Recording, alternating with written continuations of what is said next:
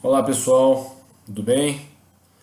Vamos aí dar sequência nas nossas aulas no regime remoto com o nosso tema Sociedade Simples. Vimos aí na última aula as relações com terceiros no âmbito da sociedade simples, naquele contexto de que essas regras se aplicam também às sociedades empresárias de forma subsidiária, o que eu já expliquei para vocês. Vamos encontrar essa regra no artigo 1053 do Código Civil. E aí, turma, hoje a gente entra na resolução da sociedade. Então, o que a gente tem que saber sobre isso aqui? Vejam, quando a gente fala em resolução, nós estamos falando na chamada dissolução parcial da sociedade, tá? Então vejam, a sociedade ela pode passar por situações em que um ou alguns sócios decidem sair da sociedade, né? Ou seja, eu posso ter uma situação na qual um dos sócios venha a falecer, né?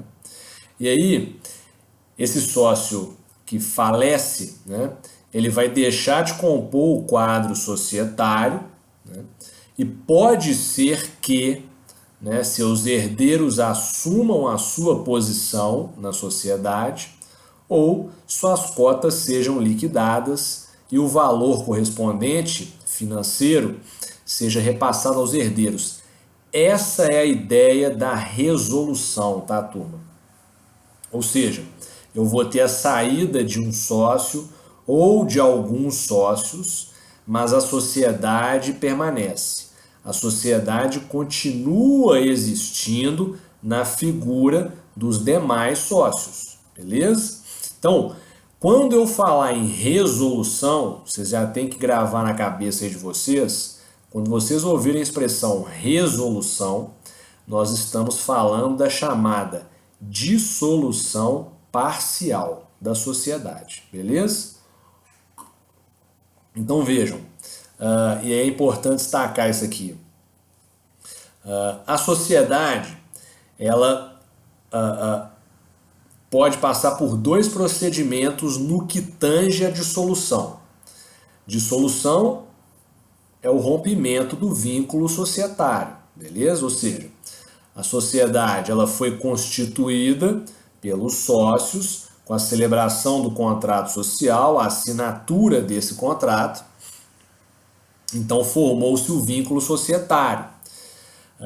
Lá na frente pode acontecer de um ou alguns desses sócios se retirarem da sociedade, ou porque ocorreu o falecimento, ou porque foram expulsos, né? Ou porque simplesmente desejaram sair da sociedade, beleza?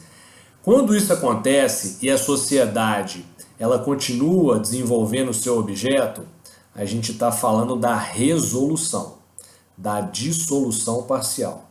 Agora, pode acontecer também da sociedade encerrar totalmente suas atividades, né? Ou seja, os sócios podem deliberar, por exemplo, por não mais continuar com a sociedade, né?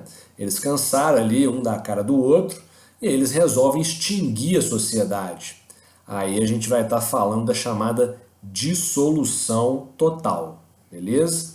Que é quando a sociedade vai deixar de existir, né, através do rompimento do vínculo societário que unia os sócios, que era o contrato, né?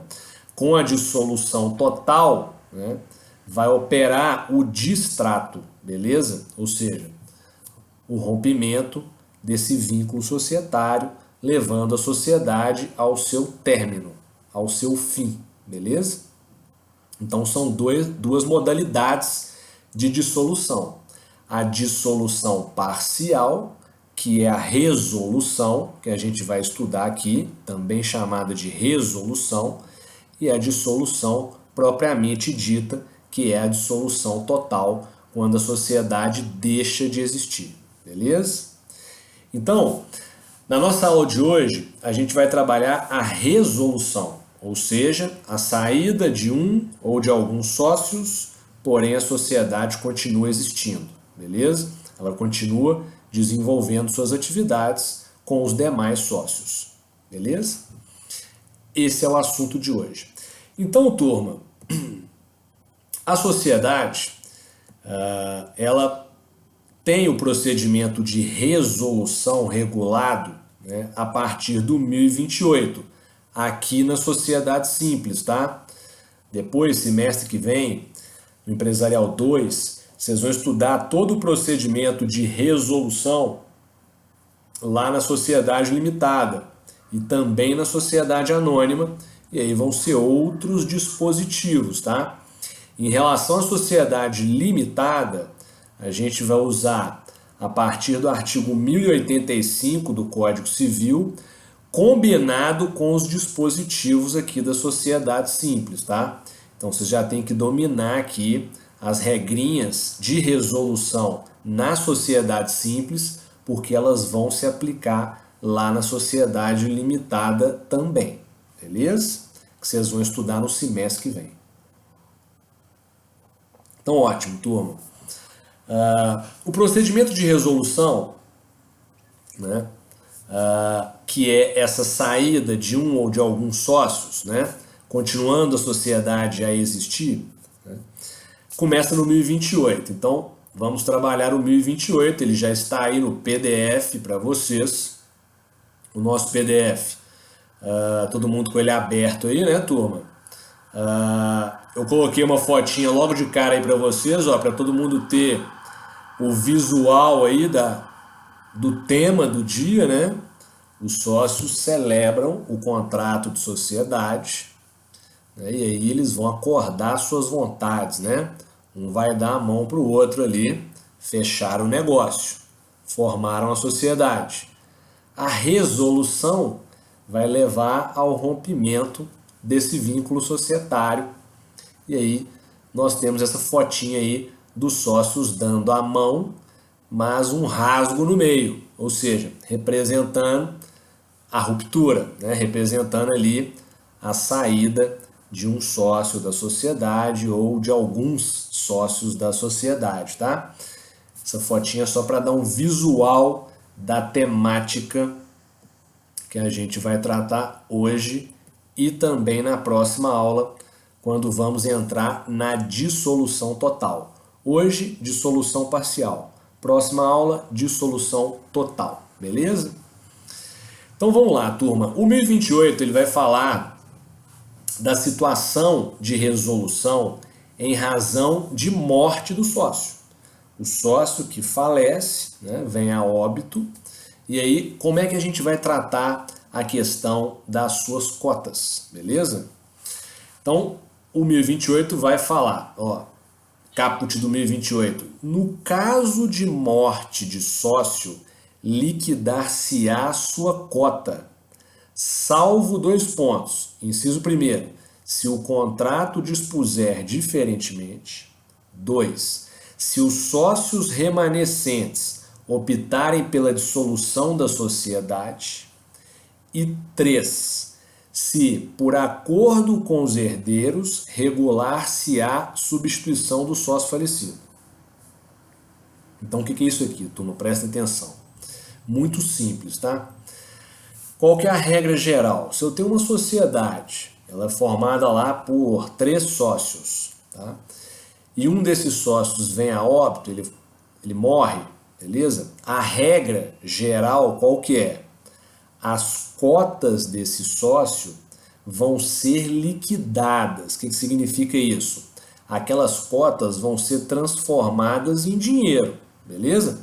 A cota, ela é uma fração do capital social, né? Então, ela tem um valor patrimonial, beleza? Quando a gente fala em liquidação, nada mais é que apurar esse valor patrimonial da cota do sócio, transformando essa cota em dinheiro, beleza? E aí, no nosso caso aqui, como ocorreu a morte do sócio, a regra geral qual que é? Vamos apurar o valor dessa cota do sócio e pagar para os herdeiros esse valor, beleza? O sócio morreu, né? As cotas são bens móveis do sócio, né? Significa que com a morte, né, todos os bens do decujus, do falecido, transmitem-se para os seus herdeiros. No nosso caso aqui, como as cotas pertenciam ao falecido, né, ele morreu, o valor dessas cotas vai ser apurado, que é o que a gente chama de liquidação, e pago para os herdeiros. Essa é a regra geral, tá, turma? Se o contrato não regular a situação de morte de sócio de forma diferente, então morreu um sócio, a sociedade, através do seu administrador, vai liquidar as cotas desse sócio, vai fazer uma apuração de quanto valem essas cotas, né? Quando o sócio entrou na sociedade, ele pagou um preço pelas cotas. Ao longo dos anos, né, a sociedade pode ter ido muito bem, né, na sua atividade, no seu objeto, e aí ela foi, né, lucrando no mercado, ela foi ampliando suas atividades, ela foi acrescendo patrimônio, né, foi formando um caixa robusto, né, foi adquirindo mais bens, mais ativos. Então, o valor patrimonial daquela cota já vai ser outro, né, quando da morte do sócio, né? Por isso que tem que fazer a apuração. E aí vai ter que levantar um balanço especial, né? Apurando ali ativo e passivo, lucro e prejuízo, que a gente já estudou, o balanço patrimonial, o balanço de resultado econômico. Vai ter que levantar esses balanços para apurar o valor dessa cota na data do falecimento do sócio, para então fazer a liquidação e passar esse valor para os herdeiros, beleza? Essa é a regra geral. Agora, percebam que o inciso 1º do artigo 1028, ele vai falar assim, salvo, né? No caso de morte do sócio, liquidar-se-á a sua cota salvo, inciso 1º, se o contrato dispuser diferentemente. Então, o que é isso aqui? O contrato social pode prever uma outra situação, beleza? Aqui a gente está no campo da liberdade de contratar, né? Lá do artigo 421 do Código Civil, né? Princípio da autonomia da vontade. Então as partes são livres, né? Os sócios são livres para estipular uma regra diferente no contrato social. Por exemplo, o contrato social pode prever que com a morte do sócio, né, as cotas são transmitidas imediatamente aos herdeiros, beleza? Se isso tiver previsto no contrato, é o que vai acontecer. Não vai ocorrer a liquidação das cotas, beleza? As cotas vão ser transmitidas aos herdeiros, beleza? O contrato pode prever isso, beleza? O contrato pode prever isso. Aí não vai ter liquidação, vai ter transmissão das cotas para os herdeiros, e aí os herdeiros passam a ser sócios da sociedade, tá? Isso acontece, beleza? É menos comum a gente ter contrato social já admitindo o herdeiro logo de cara, é menos comum, tá? Mas acontece. O mais comum é morreu o sócio, liquidou as cotas, pagou o valor para os herdeiros, beleza? Tranquilo isso aí? Então, ótimo, turma. É isso, tá? O inciso 2º vai falar assim, ó, salvo, né, o caput. 2. Se os sócios remanescentes optarem pela dissolução da sociedade. O que é isso aqui? Às vezes, o contrato social, ele pode prever que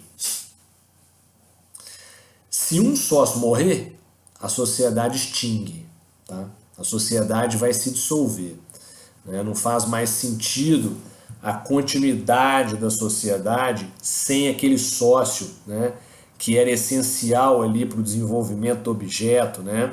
Às vezes eu tenho uma sociedade, né? Ela tem ali 3 sócios e esses 3 sócios, né? Cada um tem uma expertise própria na sociedade, né? E eles definem ali que a sociedade vai existir enquanto os 3 estiverem vivos, né? Fazendo parte do quadro societário. Então, na hora que um deles falecer, o contrato social vai prever que a sociedade vai ser dissolvida, beleza? Isso pode, tá? Isso pode acontecer.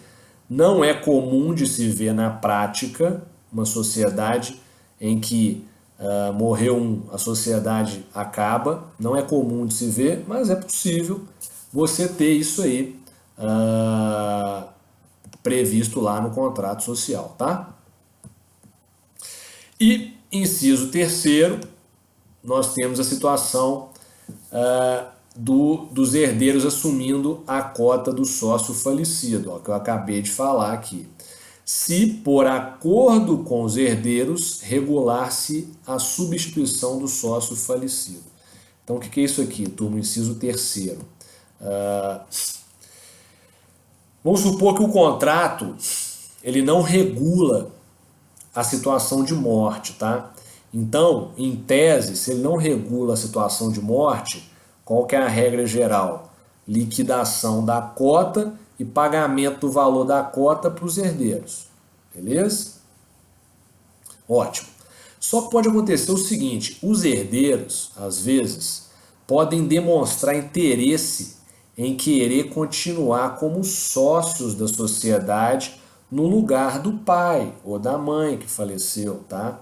E aí eles vão entrar em tratativas com os sócios da sociedade, beleza? Eles vão negociar com os sócios ali, ó. Não, a gente tem interesse e tal. E aí, turma, isso aqui é interessante porque os sócios, eles não são obrigados a aceitar os herdeiros do sócio falecido na sociedade, tá?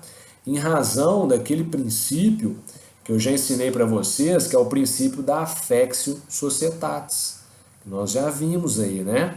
O princípio da affectio societatis, ele define que existe ali uma comunhão de vontades entre os sócios, né?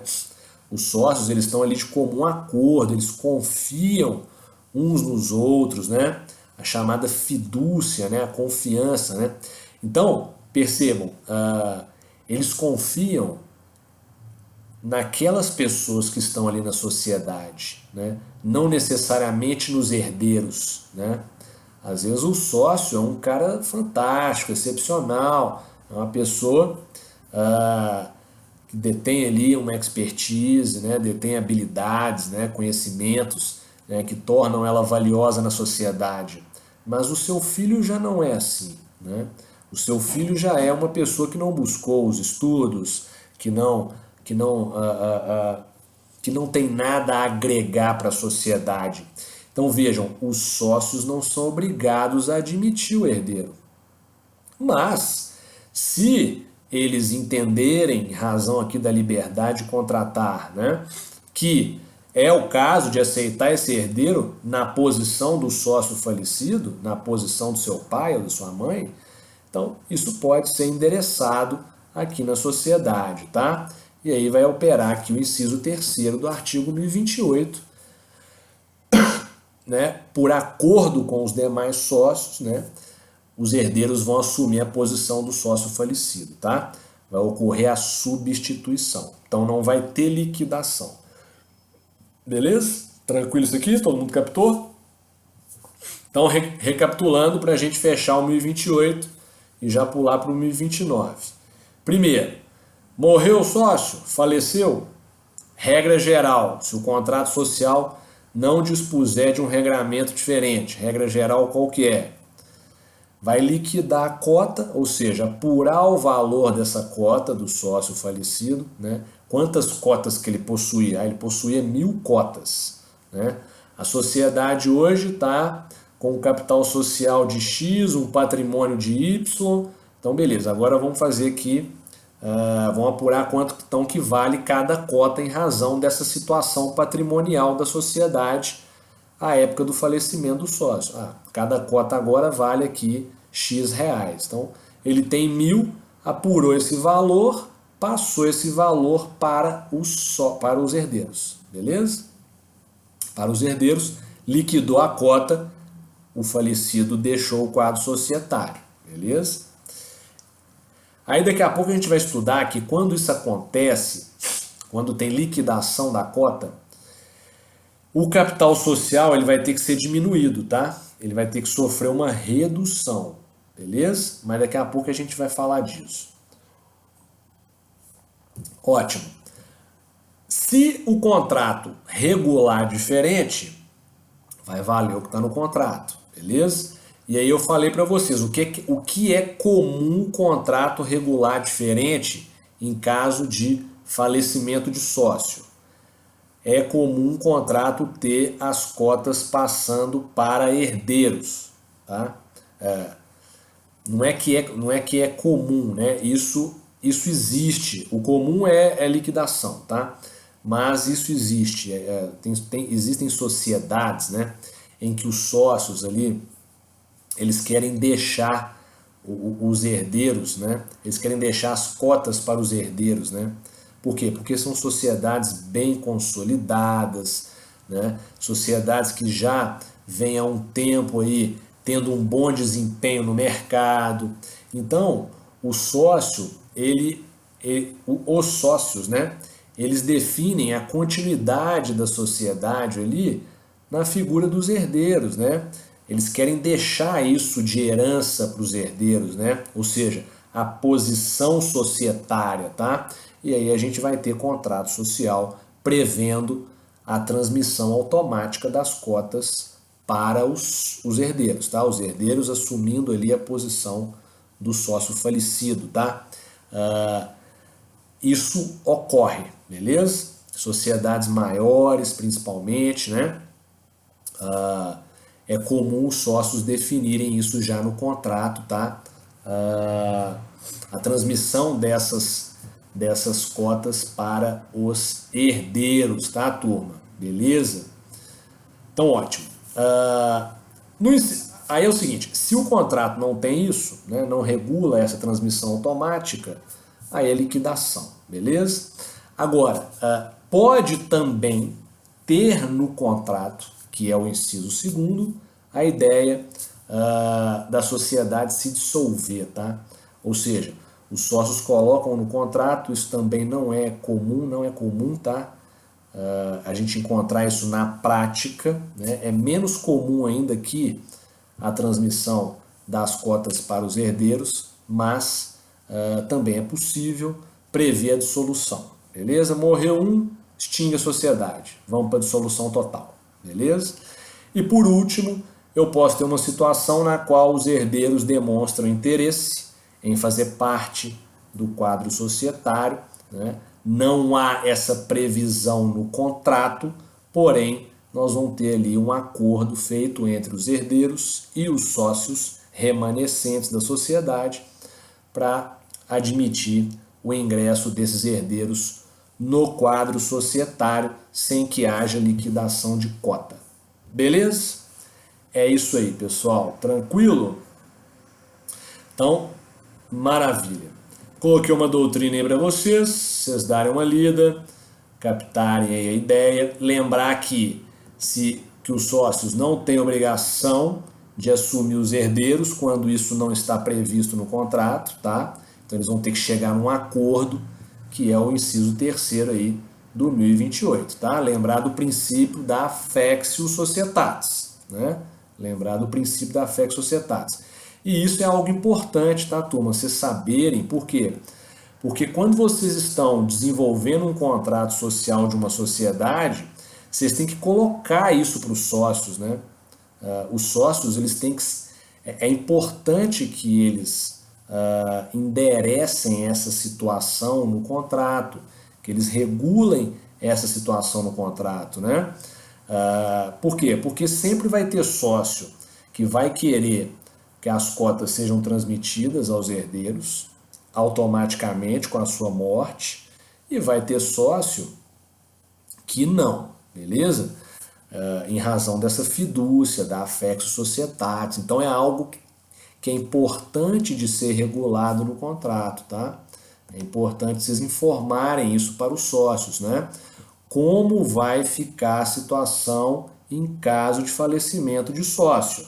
Nós vamos prever transmissão automática ou vamos deixar na regra geral, faz a liquidação e paga o valor patrimonial das cotas para os herdeiros, né?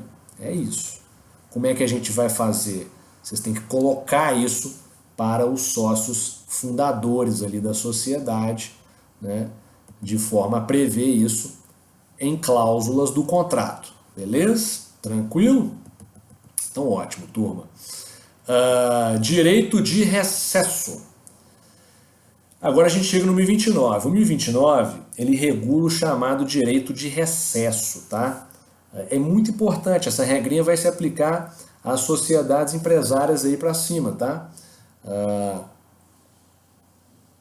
Qual que é a ideia aqui do direito de recesso? Direito de recesso é o mesmo que direito de retirada, tá?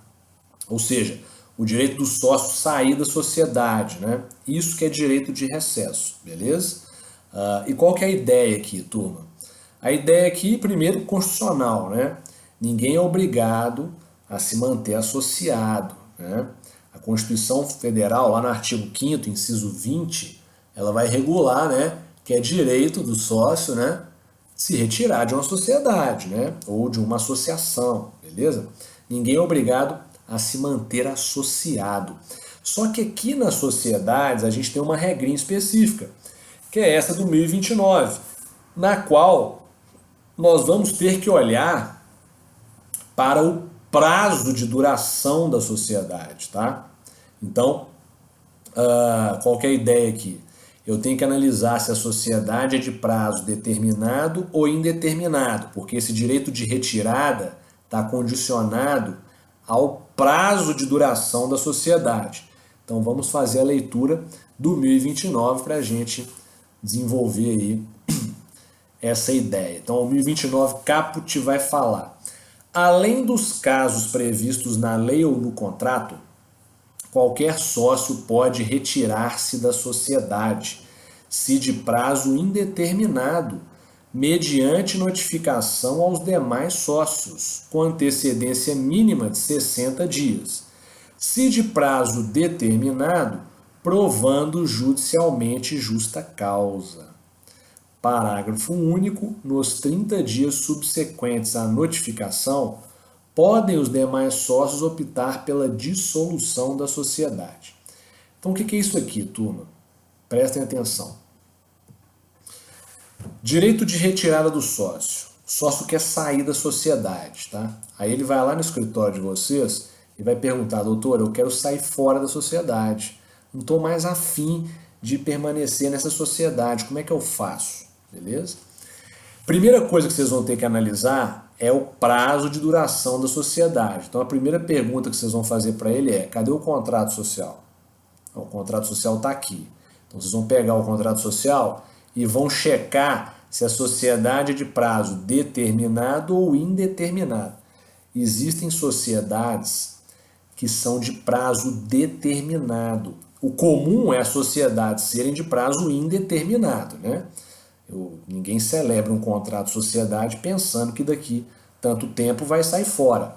O comum é a sociedade vai acabar. O comum é indeterminado. Só que às vezes a gente vai ter sociedade de prazo determinado, né? Então, por exemplo, às vezes eu tenho uma sociedade que ela foi constituída para participar de uma licitação pública, né, para a construção de um hospital, tá? Então eu vou ter ali duas construtoras, né, que sozinhas elas não dão conta de disputar essa licitação, beleza? Então elas vão formar uma sociedade específica para disputar essa licitação. Vão formar uma chamada SPE, Sociedade de Propósito Específico, para disputar a licitação e, se ganhar, fechar o contrato administrativo com o governo para construir o hospital público, beleza? E aí essa construção ela tem um tempo, né, determinado, né? Então, por exemplo, O edital de licitação prevê que a sociedade tem que construir e entregar o hospital em 2 anos. Então vejam, a sociedade que vai ser formada, né, por essas duas construtoras, ela vai ser de prazo determinado, porque as construtoras não querem ficar sócias uma das outras o resto da vida, elas querem ser sócias só para aquele negócio, para aquele empreendimento. Construiu o hospital, entregou o objeto para o Estado, elas vão desfazer o negócio e cada uma vai seguir sua vida. Então é comum eu ter, nesse ramo de construção civil, de contratos administrativos, sociedades de prazo determinado, tá? Empreendedores que vão fazer uma parceria, né, para disputar determinada licitação e celebrar um contrato administrativo por prazo determinado com o governo, beleza? É comum isso, tá? Então vejam, prestem atenção. Eu tenho que olhar primeiro, no caso da análise do direito de retirada, se a sociedade é de prazo determinado ou indeterminado. Se for de prazo indeterminado, aí é tranquilo, beleza? Ou seja, se for de prazo indeterminado, o sócio pode sair da sociedade a qualquer momento, tá? A qualquer momento, desde que notifique os demais sócios com antecedência mínima de 60 dias. É o que está no caput do 1029 aí, tá? Então, aquele cara que chegou no escritório de vocês, doutor, quero sair da sociedade. Primeira pergunta para ele é, cadê o contrato? Tá aqui. Tá, sociedade é de prazo determinado ou indeterminado? É indeterminado? Então, meu caro, vamos só notificar os demais sócios e a sociedade de que você deseja se retirar da sociedade, para que então a sociedade possa providenciar a liquidação das cotas desse sócio, beleza? Ou seja, da mesma forma que a gente acabou de ver aqui em cima, né, com a morte do sócio, liquidar-se-á sua cota, quando o sócio se retira da sociedade, também haverá necessidade de liquidação das suas cotas, apuração do valor patrimonial dessas cotas e pagamento para esse sócio retirante, esse sócio que está saindo da sociedade, tá? Então, se é de prazo indeterminado, gravem isso, o sócio sai a qualquer tempo da sociedade, tá? Desde que notifique os demais com 60 dias. Constituição Federal, ninguém é obrigado a se manter associado. Tranquilo isso aqui? Agora, se a sociedade for de prazo determinado, turma, aí é diferente. Aí é diferente, ó. Olha o que o 1029 vai prever, ó. No finalzinho aí, ó. Se de prazo determinado, provando judicialmente justa causa. Vamos imaginar esse exemplo que eu acabei de dar para vocês aqui. Duas construtoras, né? Elas fecharam uma parceria, celebraram um contrato de sociedade para disputar uma licitação para construir um hospital público. Ganharam a licitação, estão lá no meio da obra, construindo um hospital público. É razoável pensar que uma das construtoras pode pular fora a hora que quiser desse contrato? É óbvio que não, né? É óbvio que não. Porque imaginem, as construtoras uniram forças para desenvolver o objeto. Se uma delas pula fora, a outra pode não dar conta de continuar com a execução desse objeto. E aí a gente vai ter um problema muito maior, né? Então vejam, se eu estou no seio de um contrato com prazo determinado, então, para que o sócio saia da sociedade, ele tem que provar uma justa causa e judicialmente, tá? Ou seja, ele só se retira judicialmente da sociedade. Ele vai ter que ajuizar uma ação para exercer o seu direito de recesso e provar nessa ação que ele tem um justo motivo para a sua saída. E é o juiz que vai decidir se é caso de justa causa ou não, beleza? Esse é o ponto. Por quê? Porque a sociedade é por prazo determinado. Então, a presença daquele sócio ali, né, é importante para o desenvolvimento do objeto, né? A saída do sócio antes do término do prazo de duração da sociedade pode gerar um prejuízo muito grande para a sociedade e para os envolvidos com a sociedade, os credores, beleza? Consumidores, etc. Tá? Estado, etc. Beleza? Ou seja, se eu estou em sociedade prazo determinado, para o sócio exercer o direito de recesso, tem que ser judicialmente e ele tem que provar uma justa causa. Beleza? Imaginem, por exemplo, que eu estou diante de uma sociedade, essa sociedade ela é formada por 3 pessoas físicas. Uma delas é um médico, infectologista. O outro é um biólogo. E o terceiro é deixa eu pensar aqui alguém. É uma pessoa formada em química, beleza? Um profissional formado em química.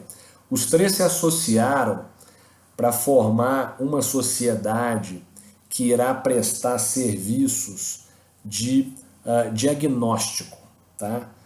Serviços de diagnóstico. Eles formaram essa sociedade, beleza? Investiram capital, tá? Eles têm a expertise necessária para prestar esse serviço de diagnóstico de doenças raras, por exemplo, né? E eles vão disputar uma licitação com o Estado, com o governo, para fornecer esse serviço de diagnóstico de doenças raras para o SUS, tá? Para o nosso Sistema Único de Saúde, né? Então, percebam, o contrato, o edital de licitação tem um prazo de duração, né? Então, eles vão exclusivamente prestar esse serviço para o Estado, né? No âmbito desse contrato administrativo que eles vão celebrar com o Estado ao ganharem a licitação, né? Se ganharem a licitação. Então, vejam, a sociedade é formada por 3 pessoas com competência, com expertise no objeto da sociedade, né? Eles ganham a licitação, celebram um contrato com o Estado, esse contrato tem um prazo, por exemplo, de 3 anos. Então, eles definem no contrato social que a sociedade, né, ela é de prazo determinado, 3 anos, beleza? De repente, né, já estão ali com 1 ano de contrato, né, em andamento, né, celebrado com o Estado, prestando serviço, um dos sócios resolve pular fora da sociedade, resolve sair da sociedade porque quer estudar para um concurso público, beleza? Cansou daquela atividade ali, ele agora quer estudar para um concurso público, tomar outro rumo na vida dele. Vocês como juízes, vocês aceitariam esse motivo do sócio como sendo uma justa causa para o exercício do direito de retirada, para a sua saída da sociedade? Vão pensar. É claro que não, né? Pelo menos é o que eu penso, né? Não faz o menor sentido isso, né? Agora, se ele apresenta como justa causa, né, ele contraiu uma doença grave, tá? E ele vai precisar de um tratamento específico, né? Ele vai precisar passar por um tratamento complexo, né? Que vai exigir dele aí uma viagem, por exemplo, para o exterior, tá? Ele vai ter que fazer esse tratamento em outro lugar, né? Já que na localidade onde a sociedade tem sua sede não existe esse tratamento. Aí a gente estaria diante, né, de uma justa causa, tá? É isso, turma. É esse que é o tipo de análise que se faz de justa causa para a retirada de sócio de sociedade de prazo determinado nos termos do artigo 1029, tá? É o juiz que vai decidir se aquele motivo que está sendo apresentado pelo sócio, né, ele é um justo motivo, tá? Uma justa causa para a sua saída. A ideia aqui é preservar o quê? Preservar a função social, tá? Vamos lembrar disso, né?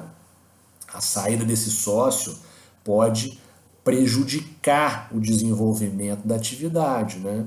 Os sócios, o médico, o biólogo e o químico, eles confiam naquelas pessoas ali.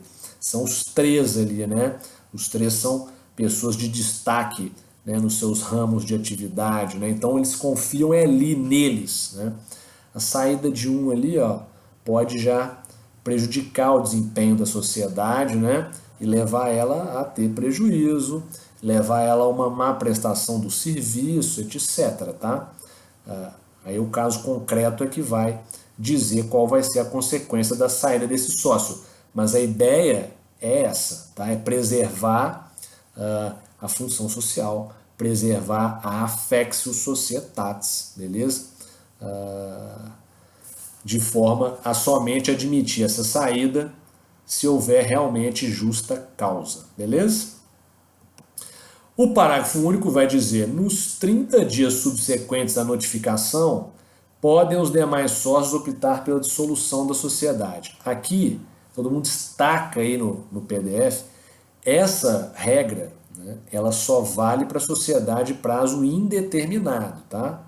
Que aí a gente vai ter, o sócio quer sair fora, ele vai só notificar os demais com um prazo de 60 dias para que se providencie a liquidação das suas cotas e ele deixe o quadro societário, beleza? Então, o parágrafo único se aplica à sociedade prazo indeterminado, no qual os demais sócios, então, eles podem ali avaliar se é caso de dissolver a sociedade ou não. Mais ou menos semelhante à regra do que a gente acabou de ver no 1028, né, de quando o sócio morre, ter previsão no contrato dos sócios dissolverem a sociedade, tá?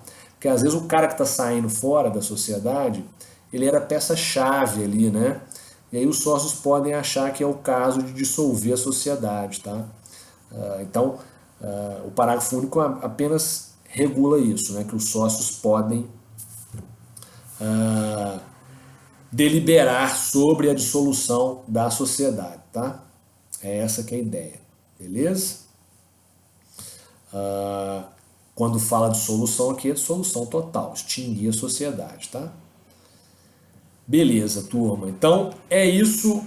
Direito de recesso não tem mistério. Sócio quer sair fora? Primeira pergunta que se faz para ele. A sociedade é de prazo determinado ou indeterminado? Cadê o contrato social? Não. Sociedade é de prazo determinado. Então, meu caro, você tem que provar judicialmente uma justa causa. Nós vamos ter que ajuizar uma ação contra a sociedade, beleza? Na qual você vai provar judicialmente um justo motivo e quem vai decidir vai ser o juiz. A sociedade é de prazo indeterminado? Aí é uma notificação simples, tá?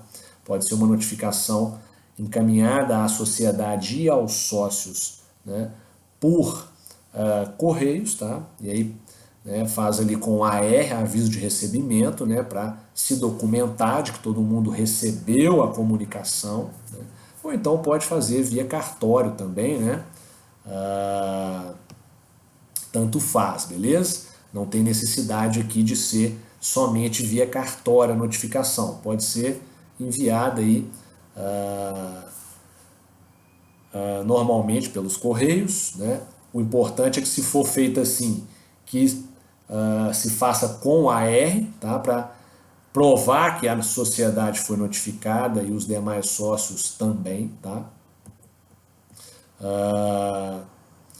E é isso, beleza? 60 dias, vai ocorrer liquidação das cotas e o sócio está fora da sociedade. Beleza, pessoal? Tranquilo? Então é isso aí. Coloquei uma doutrina aí para vocês, detalhando aí o 1029, importante todo mundo dar uma lida. E aí a gente chega aqui no 1030, uma regrinha sobre exclusão judicial. Qual que é a ideia aqui? Aqui agora a gente vai falar da exclusão, tá? Primeira, lá no 1028 a gente falou da resolução por morte do sócio. No 1029 falamos da resolução por retirada do sócio, né? Vontade do sócio de se retirar. E agora a gente vai falar de resolução por exclusão. O sócio vai ser expulso da sociedade, tá? Então é o 1030. O 1030 caput, ele vai falar assim, ó, ressalvado o disposto no artigo 1004 e seu parágrafo único, pode o sócio ser excluído judicialmente mediante iniciativa da maioria dos demais sócios por falta grave no cumprimento de suas obrigações, ou ainda por incapacidade superveniente. Então o que é isso aqui, turma? Presta atenção. Na sociedade simples, quando a gente falar em exclusão de sócio, a exclusão é judicial. O que significa isso? Só se pode dar a exclusão, a expulsão do sócio, mediante procedimento judicial. Isso é importantíssimo, tá? A não ser que a gente esteja nas hipóteses do 1004, tá? Que aí vai regular a figura do sócio remisso que a gente já viu, eu já ensinei para vocês. Quando o sócio deixa de cumprir com a integralização do capital social. A gente viu que a gente tinha 3 hipóteses, todo mundo está lembrando disso, né? Quando o sócio deixa de cumprir com a integralização do capital, pode acontecer 3 coisas. Ele pode ser expulso da sociedade, é o caso. Tá? E aí nem vai precisar de procedimento judicial, tá? Aí vai ser extrajudicial, somente em relação a sócio remisso, tá? Que é a regra do 1004. Ou então ele pode ser executado, né, pela dívida, ele não integralizou, está devendo à sociedade, vai se executar ali, cobrar dele o que ele está devendo, mais perdas e danos. Né? E por último, ele pode ter uma redução das cotas ao que ele já pagou e o que ele prometeu ele vai perder.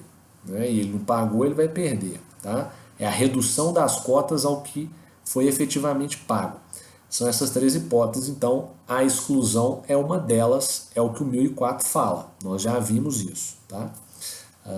Caso contrário, se não é caso de exclusão em razão do sócio ser remisso, aí só se pode dar judicialmente, beleza? Tem que mover uma ação judicial, beleza? E aí, vai se excluir esse sócio, por quê? Porque ele cometeu uma falta grave no cumprimento de suas obrigações. Ó. Falta grave no cumprimento de suas obrigações. Então, o que significa a falta grave? Ele está violando algum dispositivo do contrato, beleza? Ele está praticando algum ato, né, ilícito, beleza? Seja um ilícito contratual, seja uma violação de algum dispositivo legal, beleza? Ele está ali praticando uma concorrência desleal com a sociedade, por exemplo. Ele foi identificado como fornecendo informações estratégicas da sociedade para a concorrente, beleza?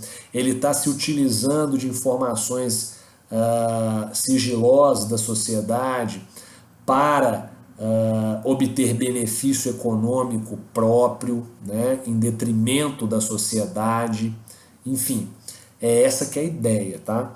Ele vai ter que ter cometido uma falta grave, né? Tendo cometido essa falta grave, a sociedade vai demandar judicialmente pela sua expulsão, pela sua exclusão da sociedade, tá? E aí, nós vamos ter aqui, ó, igual o 1030 destaca aqui, ó, mediante iniciativa da maioria dos demais sócios. Né?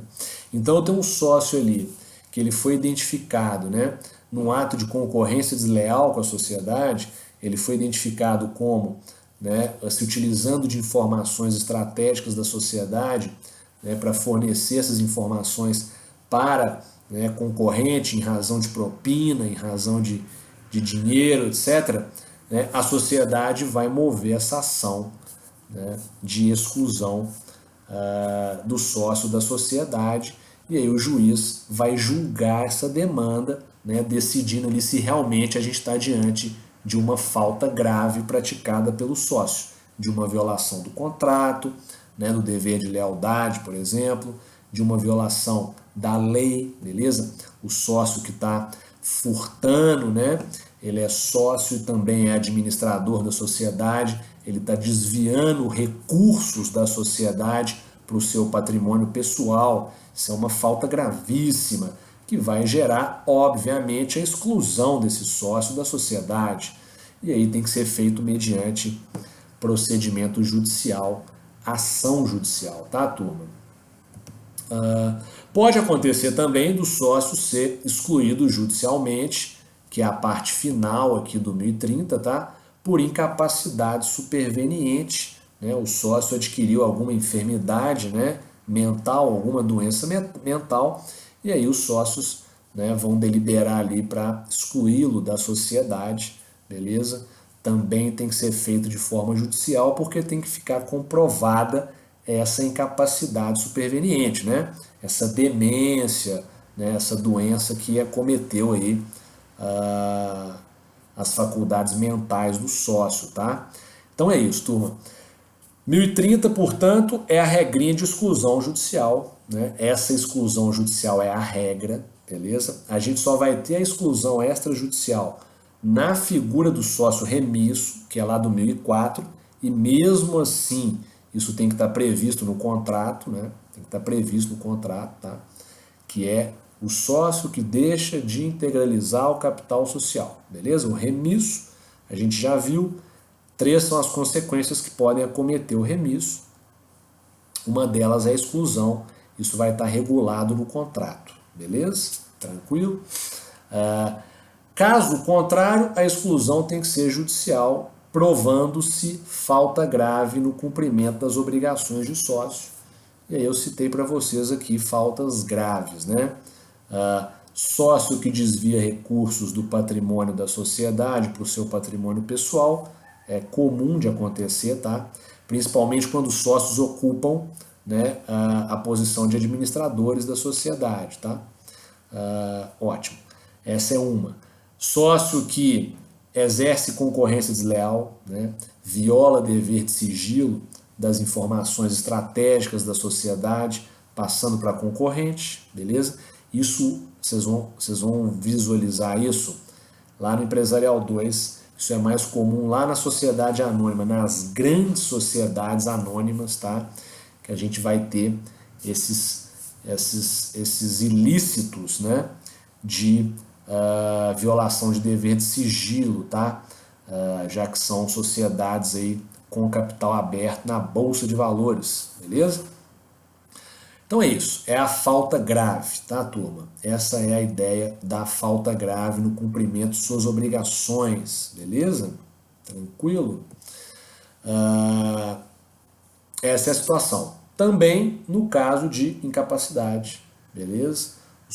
O sócio adquiriu ali uma doença mental, né? Um Alzheimer, né? Uma esquizofrenia, beleza? Ou sofreu um acidente e aí ficou com algum problema de cabeça, beleza?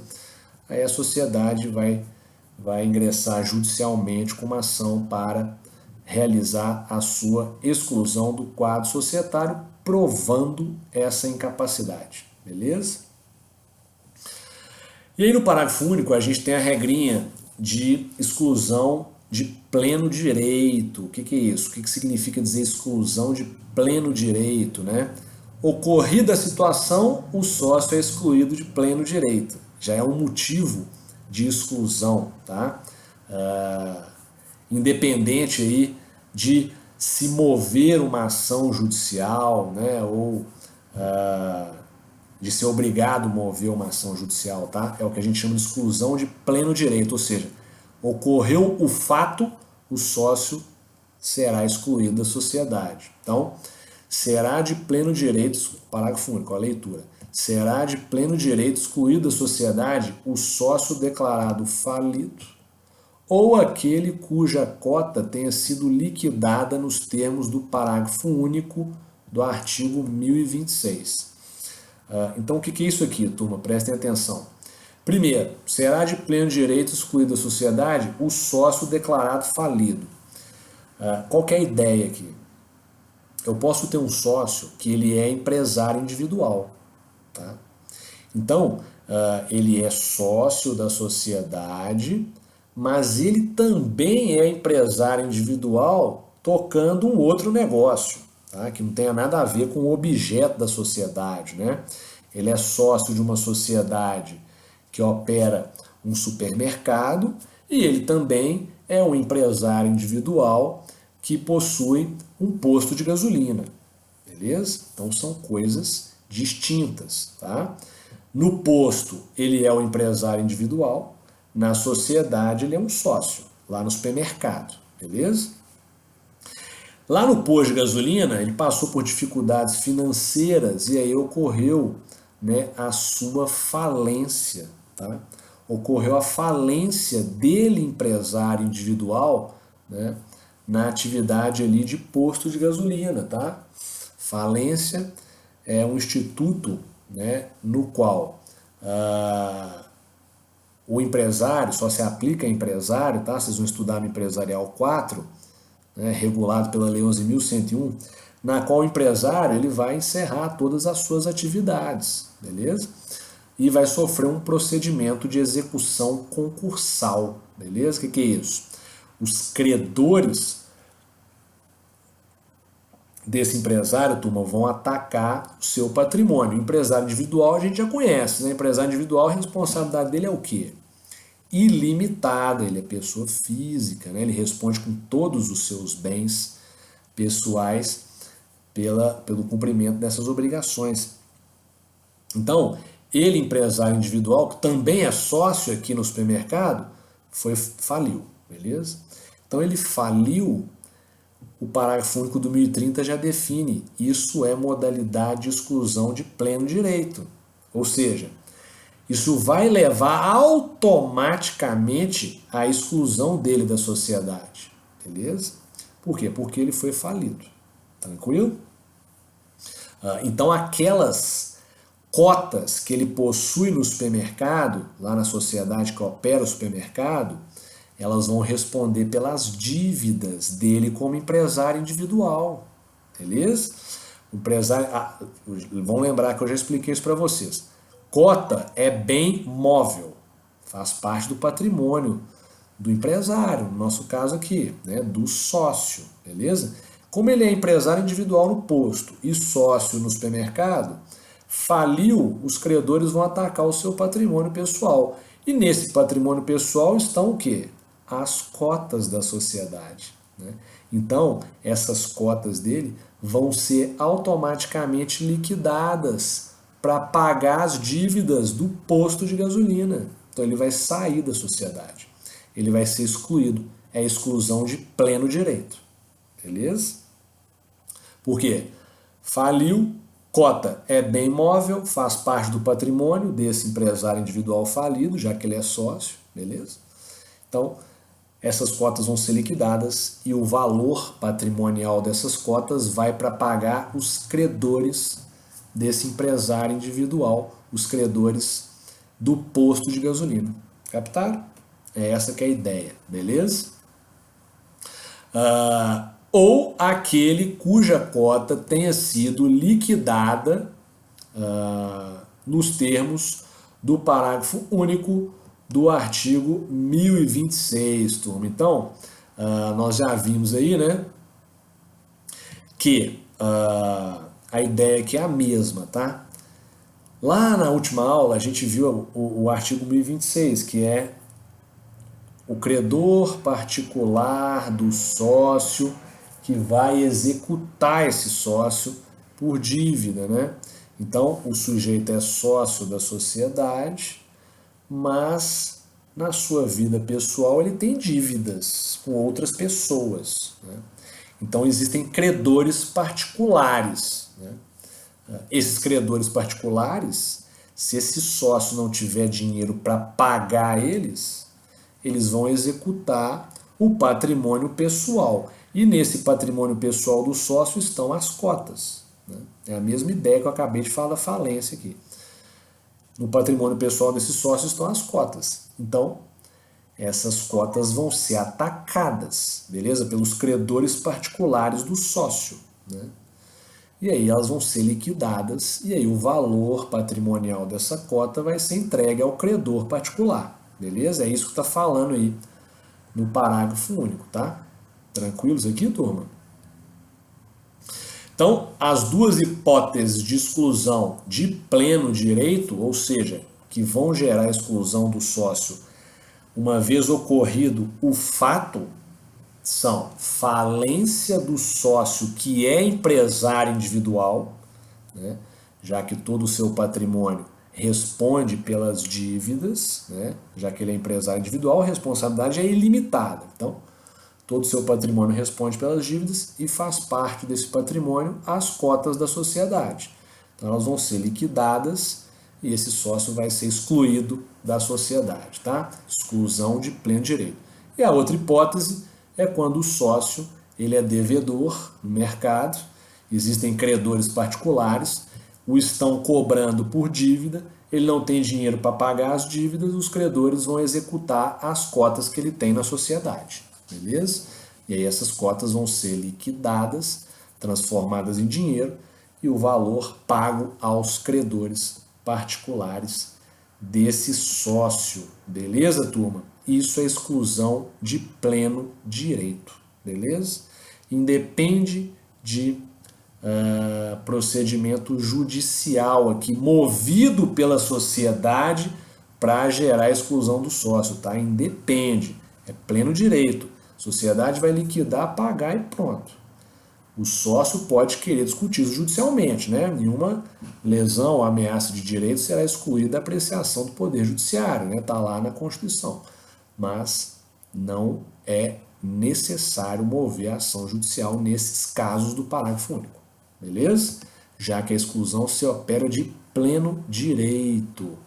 Tranquilo, turma? Ou seja, tão somente ocorrido o fato, gera-se a exclusão do sócio e aí se vai para liquidação e alteração do contrato social. Beleza? Tranquilo? É isso aí. Chegamos aqui no 1031. 1031 é a regrinha procedimental de liquidação de cota, tá? Então, vamos a ela. O caput do 1031 vai falar assim, ó.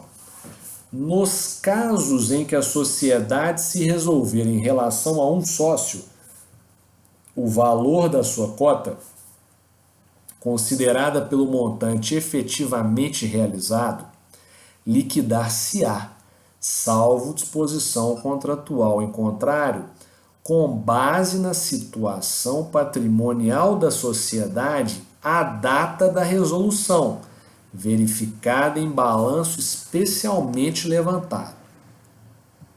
Parágrafo 1º. O capital social sofrerá correspondente redução, salvo se os demais sócios suprirem o valor da cota. Parágrafo 2º. A cota liquidada será paga em dinheiro no prazo de 90 dias a partir da liquidação, salvo acordo ou estipulação contratual em contrário. Então, o que é isso aqui, turma? Presta atenção. É uma regrinha procedimental de liquidação de cota, tá? Então, toda vez que a sociedade se resolver em relação ao sócio, né, e aí como que se resolver em relação ao sócio, significa o quê? Sócio que morreu, sócio que se retirou, sócio que foi excluído. É o que a gente acabou de analisar. Resolução pode se dar por morte, artigo 1028. Por retirada do sócio, que está saindo fora porque quer, artigo 1029. Ou por exclusão judicial, né, ou extrajudicial, nas hipóteses que admitir, do 1030. Beleza? É isso. Então, ó, se é caso de resolução, né, ou seja, dissolução parcial, né, nós vamos ter que liquidar a cota e essa cota vai ser liquidada com base na situação patrimonial da sociedade agora, de quando o cara está saindo fora, beleza? Isso que eu falei para vocês lá no início, é por isso que a gente tem que levantar os balanços especiais, né?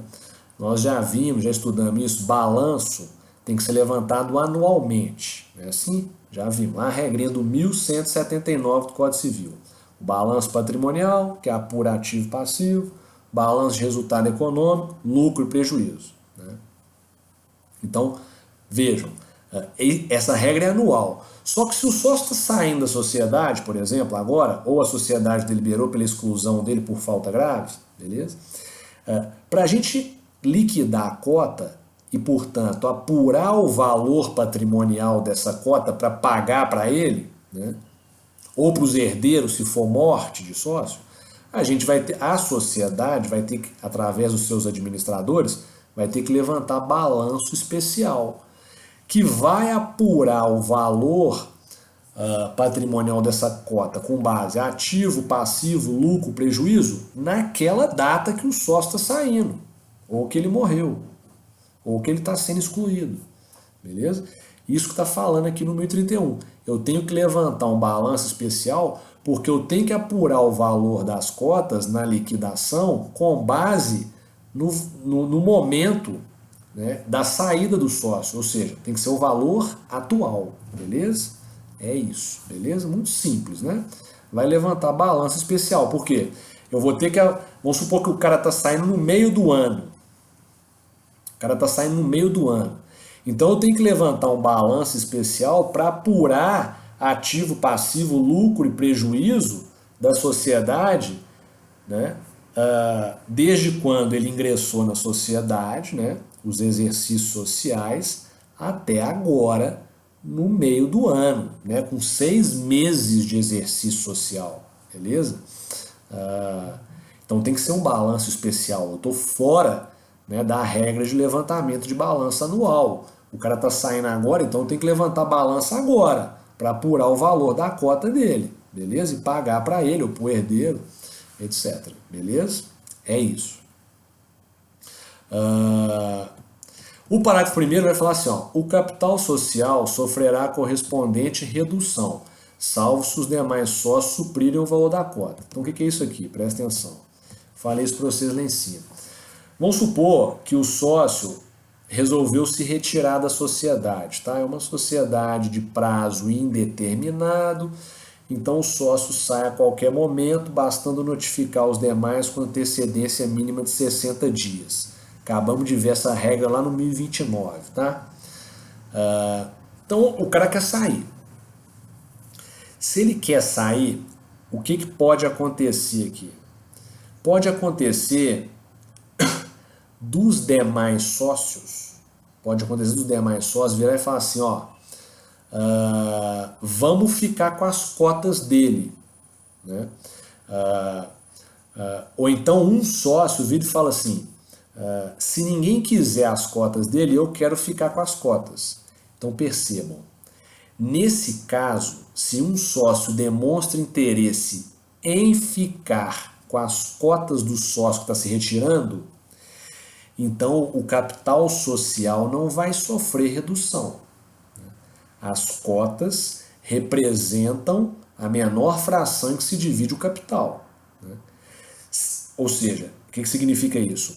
Se o sócio se retira da sociedade e ninguém quer ficar com as cotas dele, então esse capital vai reduzir. É óbvio. Por quê? Porque ele, sócio, tinha as cotas, tinha colocado dinheiro, tinha formado o capital social ao adquirir as cotas. Se ele está saindo, a sociedade vai tirar do patrimônio dela o valor dessas cotas com base na situação atual da sociedade e vai passar para o sócio que está saindo. Vai pagar para ele o valor das cotas. Então o capital social ele não vai ser mais de 1 milhão, por exemplo. Né? Ele vai ter que ser reduzido, porque a sociedade teve que destacar recursos do seu capital para pagar o sócio que estava saindo. Ele tem que levar o investimento dele embora, com base na situação atual da sociedade. A situação é isso que o parágrafo primeiro está falando, tá, turma? A situação é diferente se os sócios ficam com as cotas dele. Aí quem vai estar pagando o valor para o sócio que está saindo não é a sociedade, é o sócio. Tá? O sócio vai estar tirando dinheiro do seu bolso e pagando para o sócio que está saindo. É como se ele estivesse comprando as cotas do sócio que está se retirando. É como se ele estivesse adquirindo essas cotas. Tá? Então não vai ter redução de capital social nesse caso, tá, turma? Por quê? Porque vai continuar a mesma composição do capital social, né? Só que um sócio agora vai ter mais cotas que os outros, né? Porque ele adquiriu as cotas do cara que estava saindo, do sujeito que exerceu o direito de recesso. Então o que todo mundo tem que gravar na cabeça é o seguinte: se ninguém quer ficar com as cotas de quem está saindo, então o capital social vai ter que ser reduzido. Aí vai ter que ser feita uma alteração contratual, tá? E aí, consequentemente, o valor das cotas vai reduzir de cada um dos sócios que ficar na sociedade. Agora, se o sócio está exercendo o direito de recesso, mas tem sócio na sociedade que quer adquirir suas cotas, aí não precisa fazer redução, porque vai continuar a mesma coisa. Só vai mudar quanto cada sócio que está na sociedade vai ter de cotas agora, porque eles vão estar adquirindo as cotas do sócio que está se retirando. Captaram? Muito simples isso, tá? Além disso, nós temos ainda uma observação a ser feita aqui, que é importantíssima, que é a seguinte. Qual que é a ideia? Vocês vão estudar semestre que vem uma regrinha específica de sociedade limitada, tá? Uma regrinha específica de LTDA, que é a seguinte: a LTDA ela pode prever como regência supletiva, ou seja, como norma subsidiária, ao invés de usar as regras da sociedade simples, que é o que a gente está vendo aqui agora, ela pode usar as regras da SA, da sociedade anônima, tá? Essa regrinha está lá no artigo 1053 do Código Civil. A sociedade anônima, ela pode ser sócia dela mesma. Ela, a sociedade, pode adquirir as próprias ações, tá?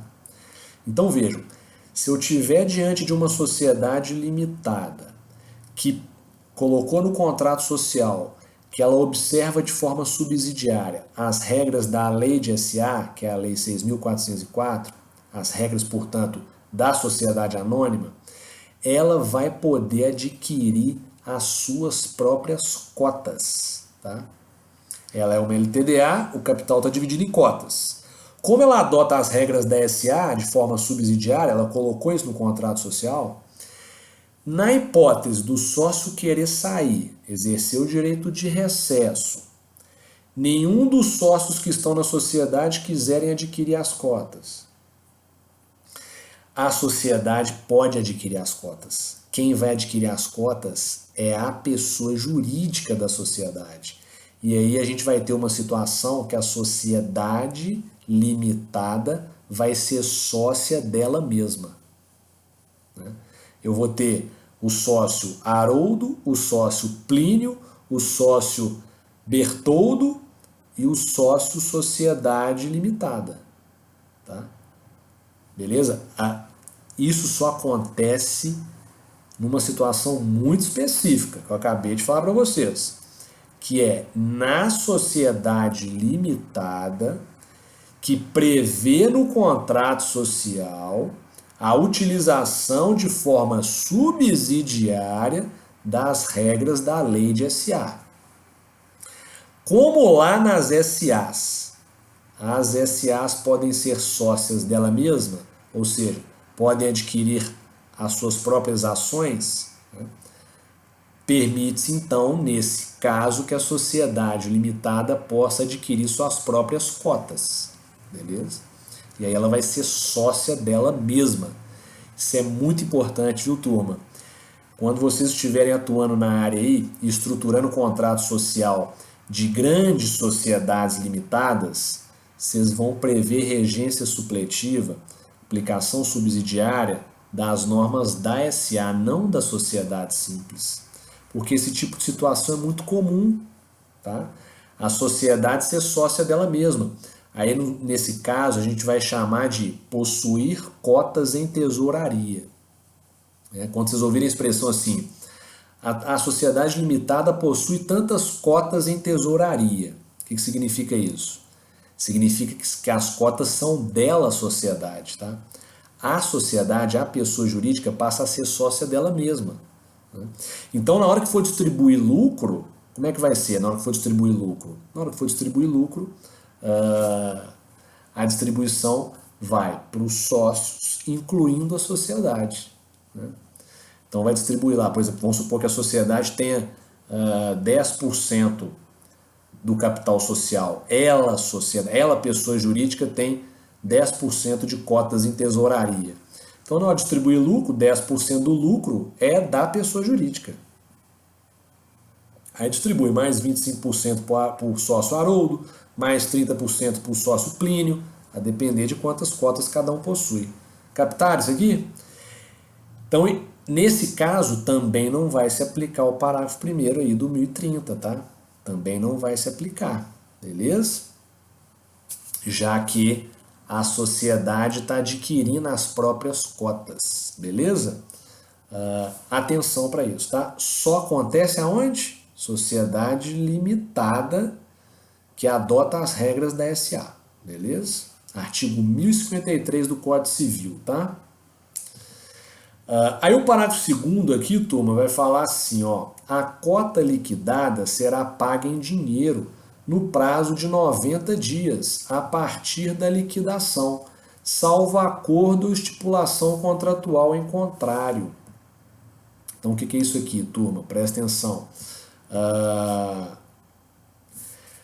Ocorreu resolução da sociedade, o sócio saiu, beleza? Morreu, ou saiu, ou foi expulso.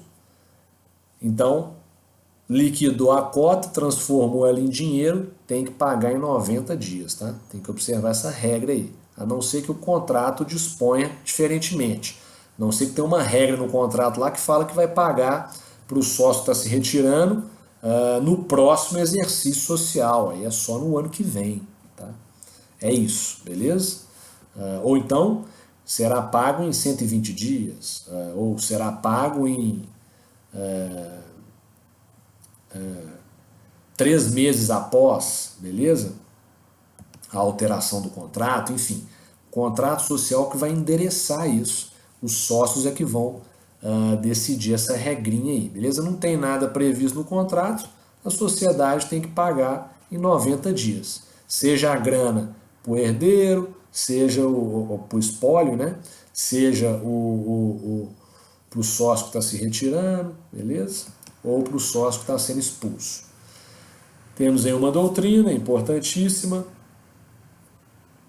E aí a gente chega aqui no 1032 para a gente finalizar as regrinhas de resolução de sociedade. O 1032 ele vai definir uma regrinha de responsabilidade que é importantíssima e vai se aplicar lá nas sociedades empresárias, tá, turma? Muita atenção aqui para o 1032. Aqui no 1032 é o seguinte, ó. Olha o que vai falar. A retirada, exclusão ou morte do sócio não o exime ou a seus herdeiros da responsabilidade pelas obrigações sociais anteriores, até 2 anos após a verbada resolução da sociedade, nem nos 2 primeiros casos pelas posteriores e em igual prazo, enquanto não se requerer a averbação. Então, o que é isso aqui? Muito simples. Quando o sócio sai da sociedade, o que vai acontecer aqui? Ó? Percebam que ele está, o 1032 está tratando as 3 hipóteses: retirada, que é o recesso, exclusão, que é a expulsão, ou morte, que é o 1028. Então vejam, o sócio, quando ele está saindo da sociedade, né, ele continua respondendo pelas obrigações sociais anteriores, ou seja, de quando ele estava na sociedade. Né? Então, o sócio saiu da sociedade, por exemplo, exerceu o direito de recesso, saiu fora. Tá? Ele vai continuar respondendo até 2 anos depois pelas obrigações sociais anteriores. Tá? Então, quando ocorre a resolução, né, o contrato social vai ser alterado, né, vai tirar aquele sócio dali. E esse contrato tem que ser averbado na junta. Né, nós já vimos isso. Né? É necessário, alterou o quadro societário, morreu um sócio, ou saiu um sócio, ou foi expulso o sócio, tem que alterar o contrato social e levar a averbação na junta, né? A alteração contratual. Então vejam, qual que é a ideia aqui? Ó, vamos ler de novo, só para vocês fixarem. Ó, a retirada, exclusão ou morte do sócio não o exime. Né? Então ele continua respondendo, bem como seus herdeiros, da responsabilidade pelas obrigações sociais anteriores. Tá? Até 2 anos após a averbada resolução da sociedade. Então, ó, averbou na junta comercial a alteração do contrato, então esse sócio que saiu da sociedade, ele fica 2 anos ainda respondendo por aquelas obrigações que a sociedade contraiu quando ele era sócio. Quando ele era sócio, beleza? 2 anos. Então, averbou a alteração contratual na junta, ó, eu que saí da sociedade, ainda vou ficar 2 anos respondendo pelas obrigações que a sociedade contraiu quando eu ainda era sócio, beleza? Passou os 2 anos, acabou. Aí eu estou livre de responder por essas obrigações. Mas 2 anos para frente da minha saída, eu continuo respondendo por aquelas obrigações da sociedade que foram contraídas quando eu era sócio, beleza? Tranquilo? E aí, o 1032 continua, ó, nem nos 2 primeiros casos, pelas posteriores e em igual prazo, enquanto não se requerer a averbação. Então, o que é isso aqui? Especificamente, nos casos de retirada e exclusão, morte de sócio está fora, né? Enquanto não for averbada a alteração contratual na junta, esse sócio que se retirou ou foi excluído vai continuar respondendo por 2 anos para frente, né, pelas obrigações sociais posteriores, né, enquanto não se requerer averbação. O que é isso? Vou dar um exemplo aqui para vocês visualizarem. Eu saí da sociedade, exerci o direito de recesso, beleza? Mas eu larguei para lá e não corri atrás de verificar se a sociedade fez a minha exclusão do contrato, se ela formalizou a minha exclusão do contrato, né? E levou essa exclusão à averbação na junta, né? Deixei para lá. Então o que vai acontecer aqui? O que vai acontecer é que eu, que me retirei da sociedade, vou continuar respondendo 2 anos para frente pelas obrigações sociais que a sociedade vai contrair, que ela vai contrair nesses 2 anos posteriores. Né? É como se eu não tivesse saído da sociedade. Não foi dado publicidade, não foi averbado, não gerou efeito perante terceiro. Né? Então é como se eu estivesse ainda na sociedade. Então, eu saí da sociedade hoje. Se não for feita a averbação, a sociedade vai continuar desenvolvendo o seu objeto como se eu estivesse na sociedade. E eu vou responder até 2 anos depois por essas obrigações posteriores, tá? Até que ocorra a averbação da alteração contratual na junta ou no cartório, beleza? Porque essa regra vai se aplicar lá na sociedade empresária também, beleza? Então, o que é importante fixar? Saiu da sociedade, meu amigo, corre atrás e verifica se a sociedade providenciou a alteração contratual e se ela foi averbada na junta ou no cartório. Tá? Por quê? Porque senão você vai responder pelas obrigações posteriores também, tá? Até 2 anos. Pelas obrigações posteriores também, até 2 anos, tá? Beleza? Ou seja, pode cair na sua conta aí, ó, dívida que você nem tá sabendo, né? Então, busque diligenciar no sentido de formalizar devidamente a retirada da sociedade, a saída do sócio. Vocês, como advogados, vocês têm que correr atrás disso, verificar se foram cumpridas todas as formalidades para a saída daquele sócio cliente de vocês, tá? Se foi feita a alteração contratual. Porque senão pode surgir uma inadimplência da sociedade lá na frente, os credores cobrarem a sociedade, depois atacarem o patrimônio pessoal do cliente de vocês que saiu da sociedade lá atrás, mas não foi feita a verbação da alteração contratual. Beleza? Essa regra não se aplica em caso de morte, tá? Em caso de morte, a responsabilidade dos herdeiros, né, é pelas obrigações sociais anteriores, tá? Somente pelas obrigações sociais anteriores até 2 anos após a morte, beleza? Tranquilo? As posteriores, não, ou seja, ainda que não tenha sido feita a verbação na junta ou no cartório da alteração, os herdeiros não vão responder por dívidas, obrigações posteriores, né, enquanto não se requerer a verbação, tá? Essa regra só se aplica para retirada 1029 ou exclusão 1030. Beleza? Tranquilo isso aqui? Pessoal, então é isso.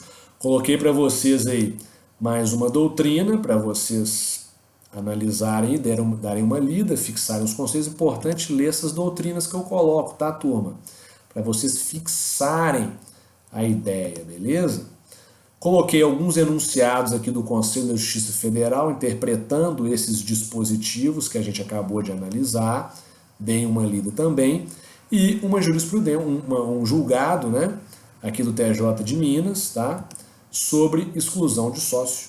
Depois vocês deem aí uma lida, quem tiver com tempo, baixe o inteiro teor, para verificar esses dispositivos sendo aplicados na prática. No caso aqui é em uma sociedade limitada, tá? Que é o mais comum de se encontrar aí na jurisprudência, tá? Beleza, pessoal? Só um detalhe que eu tô lembrando aqui, que eu esqueci de falar rapidamente. Aqui no 1030, ó, um detalhe, no 1030, exclusão de sócio. Só um detalhe aqui para vocês atentarem aqui. É o seguinte, quando eu tenho um sócio que praticou falta grave e aí os demais sócios querem excluí-lo da sociedade, um detalhe que é importante, essa exclusão pode acontecer até mesmo do sócio majoritário, tá? Se foi o sócio majoritário que praticou a falta grave, os sócios minoritários é que vão deliberar e vão votar pela exclusão, beleza? E vão mover a ação judicial para formalizar essa exclusão. Então, muita atenção aqui, ó, porque percebam que o 1030 ele fala assim, ó, ressalvado o exposto no artigo 1004, seu parágrafo único, pode o sócio ser excluído judicialmente mediante iniciativa da maioria dos demais sócios.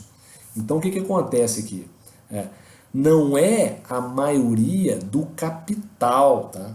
Não.